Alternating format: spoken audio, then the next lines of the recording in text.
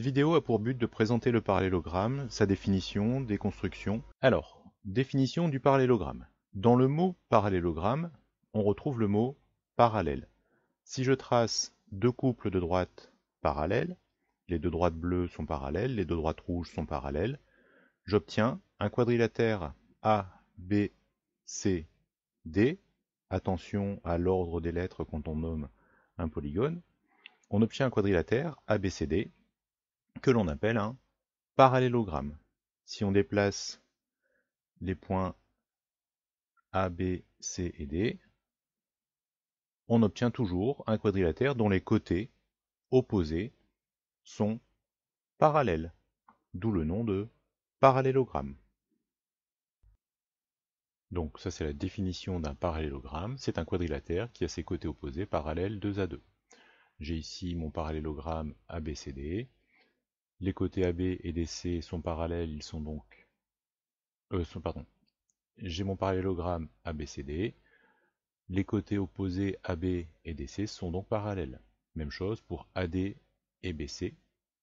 C'est les côtés qui sont en face l'un de l'autre. Quand on nomme des parallèles, on nomme en général des droites. C'est pour ça que l'on met des parallèles entre parenthèses. C'est la droite AB qui est parallèle à la droite DC. Mais quand on trace le parallélogramme, on se contente de tracer les segments AB, BC, etc. Premier exercice, on va construire le point D tel que ABCD soit un parallélogramme. Donc sur votre cahier, vous pouvez placer 3 points A, B et C au hasard, et on va placer le point D de façon à obtenir un parallélogramme.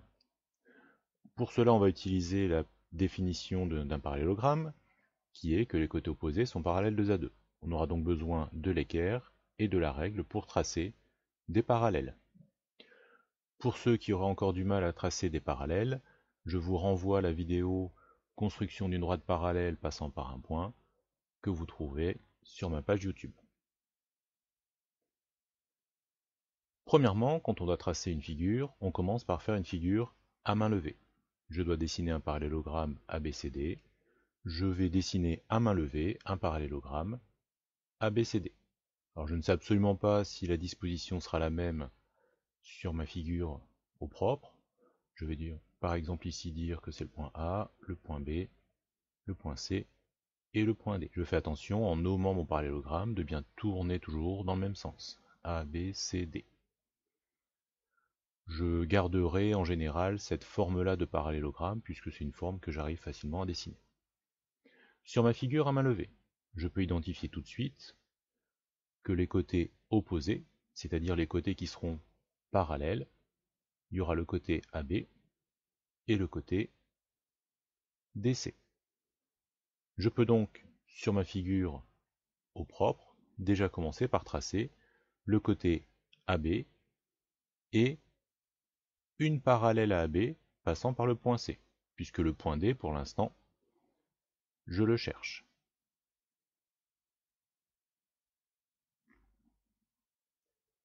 Avec mon équerre et ma règle, je viens donc de tracer la parallèle au côté AB, qui passe par le point C. J'ai également tracé le côté AB. Je reviens à ma figure à main levée. Je remarque que le côté BC et le côté AD sont opposés, donc ils seront parallèles. Même chose, avec mon équerre et ma règle, je vais tracer le côté BC et une parallèle à BC passant par le point A. Dans les deux cas, quand je trace mes parallèles, je les prolonge suffisamment pour pouvoir ici trouver le point d'intersection, qui sera rien d'autre que le point D que je cherche. Voilà, mon parallélogramme ABCD est construit. Deuxième exercice, construire le point V tel que VERT soit un parallélogramme. Même chose, on va commencer par tracer un parallélogramme à main levée. Notre parallélogramme s'appelle VERT.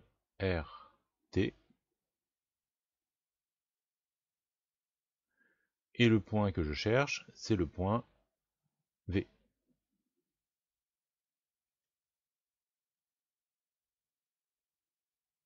Je peux donc déjà repérer les côtés qui seront parallèles sur ma figure à main levée.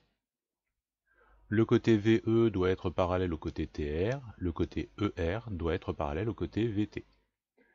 Parmi les points que j'ai déjà, je vais pouvoir tracer le côté TR ainsi que le côté RE. Donc c'est ce que je disais tout à l'heure, mon dessin à main levée n'est absolument pas dans la même configuration que la figure au propre. C'est absolument pas gênant, le dessin à main levée me sert juste à fixer les idées. Donc je vais devoir tracer une parallèle au côté TR, passant par le point E.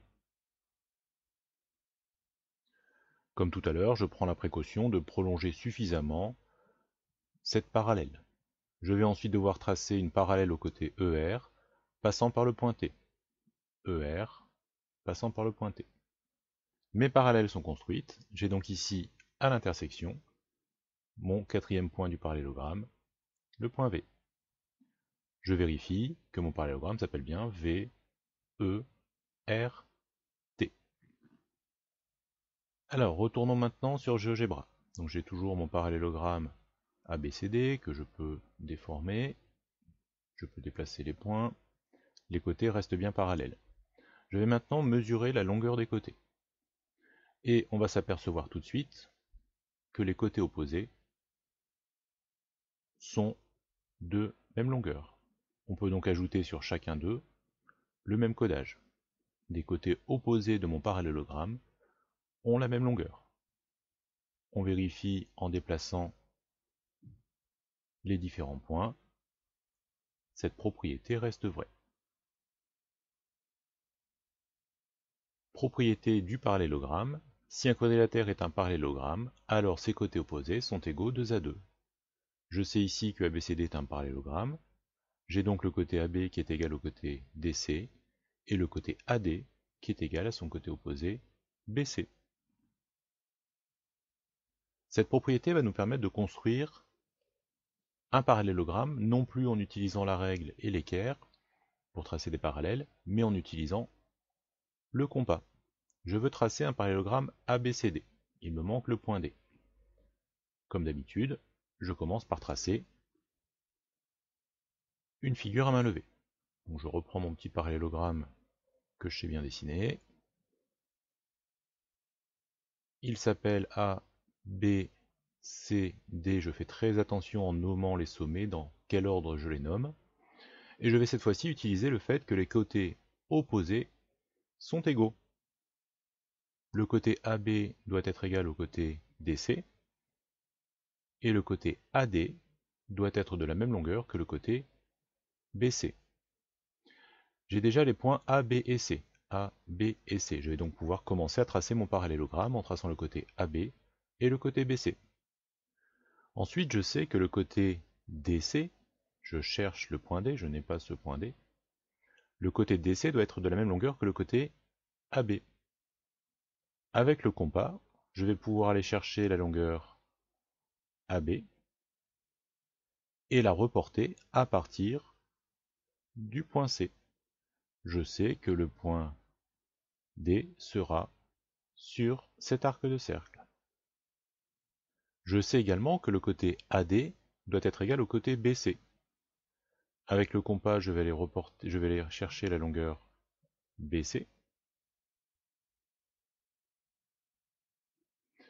Et je vais aller la reporter à partir du point A.